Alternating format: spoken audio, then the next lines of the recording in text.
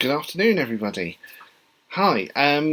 So this is my second attempt at doing this after yesterday's let's kind of say a few technical mishaps. So my name is James Gleave, and welcome to Mobility Live. And this is going to be a daily live stream where I provide the latest news, latest reaction, and also some useful hints and tips relevant to the world of transport and mobility. It's often said that this whole sector has been subject to major disruptive change, and I think no more so than right now, and no doubt many of you are doing similar to what I've done here, which is streaming from your room or from your own home. So, from the comfort of my own home, I hope to provide something useful to you. Now, this is going to go out every weekday at midday. So, in order to be notified of future live events, just click on subscribe and click on the little bell as well. So then you'll get the latest channel content. You'll get the latest channel information as well as the notification of the live streams. So without further ado, here we go. And the way I'm going to structure this is, first of all, I'm going to start talking about the news, then just provide a useful feature of some sort, and then provide some useful hints and tips. If you have any questions, if you have any comments, please feel free to use the live chat. I will try and respond to them if I can. If not, provide comments below, and all the links which I'll be using in this live stream and in future live streams, I'll provide in the description below. So without further ado, here we go. So amongst all the big transport news during the last couple of weeks or so, you may have missed a little something called by the UK Department for Transport, called Decarbonising Transport, Setting the Challenge. And from a lot of the transport commentators who I've seen on social media, on different different platforms, different commentaries, the reaction to this document's been largely a good thing, and it kind of slipped out under the radar, as I said.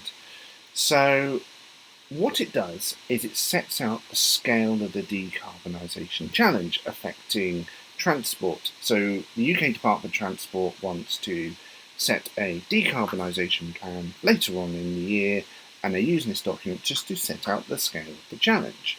And it's very, very interesting to see that a lot of the reaction has come largely not as a result of what's in the main document itself, but from what's in the foreword.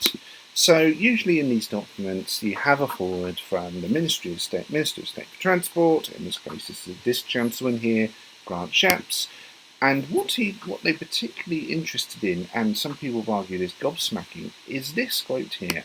So, saying that public transport and active travel will be the natural first choice for our daily activities. We will use our cars less and be able to rely on convenient, cost-effective and coherent public transport network. Who could disagree with that? And to be fair, you can't really. Well, unless you're really pro-car and you really see the car as a symbol of liberation, a symbol of individuality. Certainly no transport planning professionals, which I know, would disagree with this. There's one small problem with this.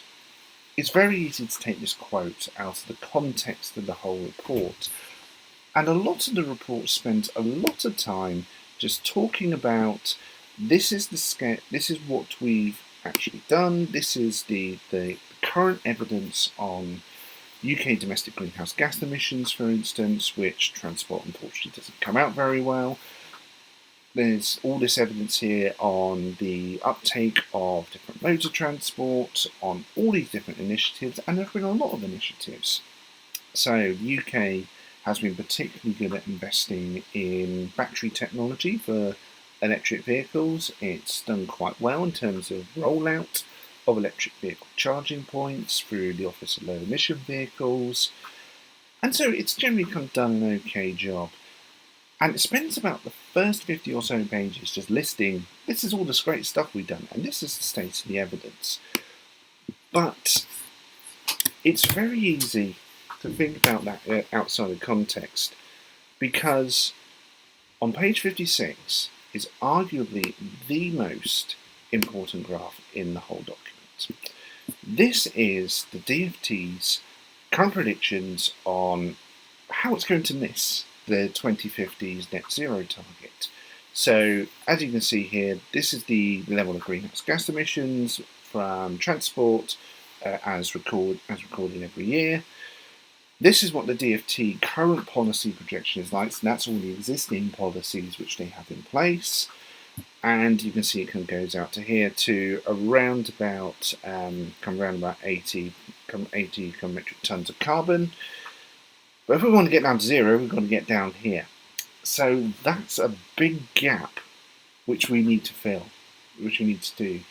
And to be fair to the Department for Transport here, what they're not saying, this is not a strategy document. This is not a document which says we are going to be doing this. It's just putting together the current state of play. And when commenters say, well, actually, it's really revolutionary, it's really encouraging to hear the UK Department for Transport speaking about low carbon vehicle technology in this way and prioritising public transport, it kind of misses the bigger picture here, in that not only have ministers actually said a lot of this before, but also we still have a massive gap to fill out. And the longer that we leave it, and the longer that we don't take meaningful action on low carbon transport, the bigger that this gap here is going to get. So of course I await the decarbonisation strategy with great interest to see how on earth it's actually going to meet the challenge of overcoming this gap.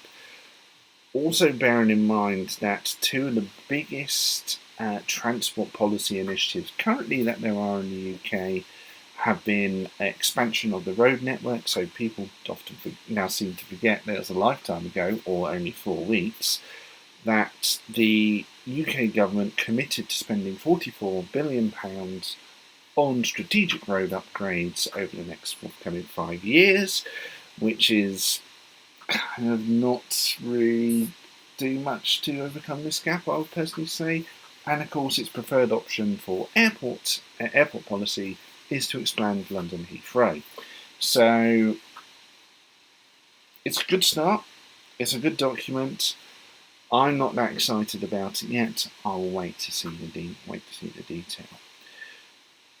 So yeah, obviously the other big news in transport and mobility over the last 4 or 5 weeks has been coronavirus, or COVID-19, and how the whole transport sector has really been taken, well, it's just shocked at a fundamental level where demand has nosedived. There's no other way of putting it. So on some rail routes here in the UK, demand has gone down by about 80 or 90%. On the strategic road network and on local roads, they're talking about figures of reduction of 50 to 60%, although the data is yet to be fully analysed by the Department for Transport and by local authorities. Whereas number of flights into and out of the UK is around 25% of its current levels. So there's been a big hit already, and there's been a lot of reaction about what does this then mean for public transport? What does this then mean for urban mobility? What does this then mean for how we can plan transport in the future? A most notable thing which I've seen is the emergence of different solutions and different systems and different databases which are basically analysing what are people doing now. So this is actually one of the best ones, which is put in by Augustin Friedel. Again, I'll provide a link to the description, which basically lists all the different services which are publicly announced. We're going to be undertaking this initiative in order to help out in the coronavirus outbreak. So you can see, like Bird, for instance, they're offering free mobility to healthcare workers. Uber Eats or grocery delivery. Jump, you'll see. And it's a really kind of comprehensive list of who is doing what, where that list is, where that you can find out more information, and where are the regions which are most affected. which is great, and that needs doing. I've seen about 4 or 5 of these surveys separately, and each of them tells a slightly different story, but tells a story fundamentally of a lot of people doing a lot of things. I, however, would like to see these go further. I would like these to talk about, or kind of start to collect data on, what's the impact of this? What has been the impact in terms, not just in terms of total traffic reduction, but how has it helped to contain the spread of the virus? How has it helped key workers? How many people has it actually helped, for instance?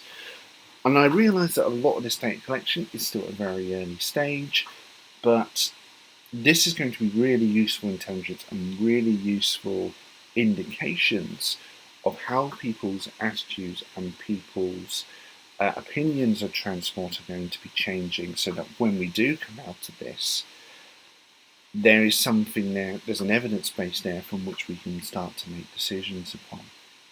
Now, of course, I'm big into public engagement, into citizen engagement. I believe that citizen participation is going to be a huge thing in the future, and it should be at the future of future mobility. So there's been one really interesting survey which has been undertaken. It's kind of an international survey led by a whole consortium of different universities from across the globe, which is actually mapping public sentiment on reactions to the coronavirus outbreak. So what do people think about government response? How should they trust the government? What's the reaction been? And this was undertaken with over 100,000 participants across the globe, and some of the results are just not really interesting. So what we've seen here is that in many of the developed countries, we kind of think there's a lot of people who think, well, actually, the government response probably been pretty good. So, kind of people who then it gives up really good data on levels of distrust in government, levels of trust, how truthful the government has been, what also the map of the public reaction has been. So, do they kind of believe it's actually insufficient? So there's actually a really kind of strong sentiment here, particularly across many developed nations, that actually the public reaction has been really insufficient to the level of the crisis which we find. And I found this to be a really, really useful survey to give an actual truthful indication of what is going on, how the public are feeling, because a lot of the discourse in the transport sector has been, what does the transport sector feel?